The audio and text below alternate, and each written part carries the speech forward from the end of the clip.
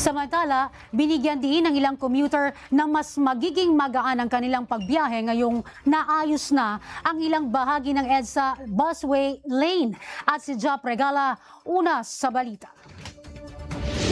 Pabor ang ilang mga commuter sa pagsasaayos ng EDSA. Ito'y matapos maramdaman nila ang mas maginhawang biyahe dahil sa bagong aspaltong inner lane ng EDSA busway. Alinsunod dito sa direktiba ni Pangulong Ferdinand R. Marcos Jr. na agarang matapos ang pagsasaayos sa mga kalsada ng EDSA para matiyak ang kaligtasan at kaginhawaan ng mga commuter at dumaraan sa EDSA. Isa sa mga nakaranas ng kaginhawaan sa EDSA busway, si Ricky. Anya, maganda ang ginawa ng DPWH at ng DOTR.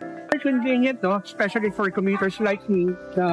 Dinadiretso ko yung bus kanina umaga when I went to work. I was early by 20 minutes. No? So, napakalaki convenience nun.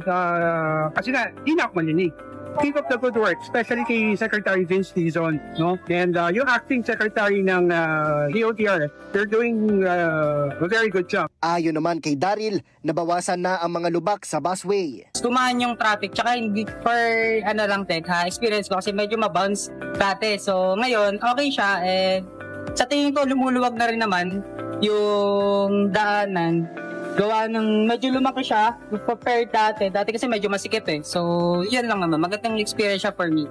Gusto ko lang pasalamat dahil sa another move na ginawa ng ating presidente, in-improve. Kumbaga, may nakikita na tayong improvement sa kalsada.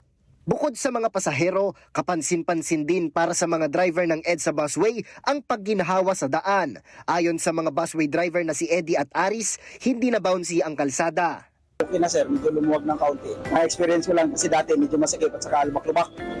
Ngayon, medyo gumanda na, lalong-lalo na sa Pasay, asfaltado na siya. Medyo hindi na siya masyadong bagsi. Maganda po yung kanilang ginawang project. Okay naman po.